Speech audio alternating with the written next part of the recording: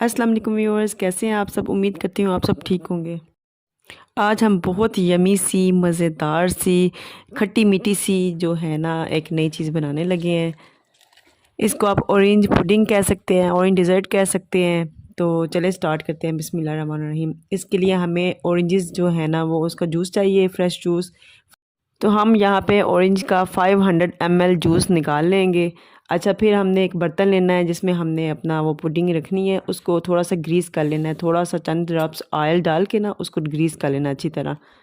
پھر اورنج کے جوس میں ہم 60 گرام یا 70 گرام جو ہے نا، مطلب 7 ٹیبل سپون بنتی ہے، تو وہ ہم نے اس میں نا چینی ڈال لینی ہے اورنج جوس میں۔ پھر اسی طرح اتنا ہی ہم نے کارن فلور بھی لینا ہے، 6 جو ہے نا ٹیبل سپون وہ ہم نے لے لینی ہے، اور اس کو تھوڑا سا جوس لے کے اس کو ہم نے مکس کر لینا ہے اچھی طرح۔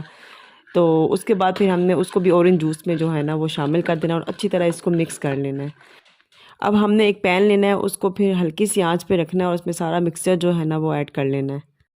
اب اس کو ہم نے ہلاتے جانا ہے، ہلاتے جانا ہے، ہلاتے جانا ہے، تاکہ اس کے اندر کوئی گٹھلیاں نہ بنے اور نہ ہی نیچے لگے۔ اس کو بالکل چھوڑنا نہیں ہے، درمیان ہلکی سی آنچ ہو تو اس پہ ہم نے اس کو گرم کرنا ہے، اور یہ اس کو جب تک یہ تھک نہیں ہو جاتا اس ٹائم تک ہمیں اس کو پکاتے رہنا ہے۔ اب یہاں پہ دیکھیں تھک ہونا سٹارٹ ہو گیا ہے، تو اب اس کو ہم ابھی اور کریں گے اس کو۔ تو بالکل اب اس کو بالکل چھوڑنا نہیں ہے ایک سیکنڈ کے لیے بھی، کیونکہ یہ پھر ورنہ بہت خراب ہو جائے گا ہمارا مکسچر، تو پھر کوئی فائدہ نہیں ہوگا بنانے کا۔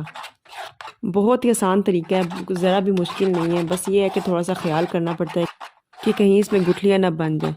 ہمیں اس کی کنسسٹنسی جو ہے وہ ٹھیک چاہیے۔ اب دیکھیے یہ تقریباً تیار ہو رہا ہے۔ اب اس طرح کی ہمیں کنسسٹنسی چاہیے تھی۔ اب یہ دیکھیے، اب ہم اس کو نکال لیں گے۔ اب وہ جس میں ہم نے گریس کیا تھا نا جو باؤل، اس کو ہم نے لے لینا ہے اور اس کے اندر سارا مکسر جو ہے نا وہ ایڈ کر لینا ہے۔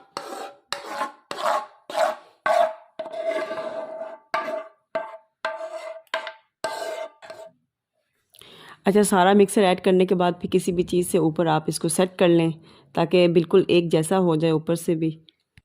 اب اس کو سیٹ ہونے کے بعد ہم تقریباً 4 گھنٹے کے لیے فریج میں رکھیں گے۔ اب یہاں پہ 4 گھنٹے گزر چکے ہیں اور ہماری پڈنگ جو ہے وہ بالکل ریڈی ہو چکی ہے، سیٹ ہو چکی ہے۔ اب اس کو ہم ایک پلیٹ میں نکال لیں گے۔ اس کو اب پیسز میں کاٹ لیں اور اس کے اوپر جو شوگر کرش کی ہوئی ہے نا اس کو سپرنکل کر لیں تھوڑی سی، اور جو ہے کوکونٹ کا پاؤڈر وہ آپ سپرنکل کر لیں، اس سے بہت اچھا ٹیسٹ آتا ہے۔ یہ کھٹی میٹھی ریسیپی جو ہے وہ آپ بچوں کو کھلائیں، بہت مزے سے بچے کھائیں گے۔ یہ دیکھیں کتنا فلفی سا تیار ہوا ہے۔ اس کو بنانا بہت ہی آسان ہوتا ہے، صرف 3 انگریڈینٹس چاہیے ہوتے ہیں ہمیں۔ تو آپ بھی ضرور ٹرائی کیجئے گا اور مجھے ضرور کمنٹس میں بتائیے گا کہ آپ کو یہ ریسیپی کیسی لگی ہے۔